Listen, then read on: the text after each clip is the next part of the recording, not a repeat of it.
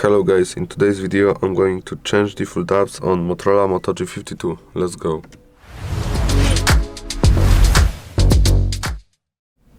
Okay, so what we are gonna do is we'll go to settings here.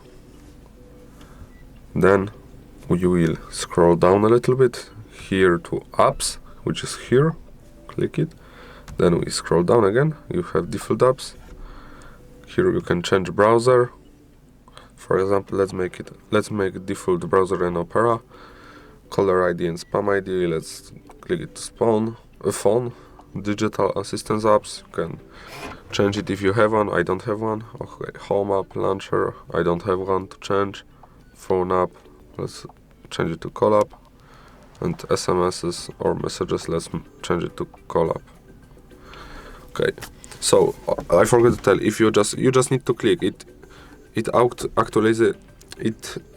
updates automatically, so you don't need to click anymore. Just press what apps you want. Okay guys, thank you for watching. Have a good day. Goodbye.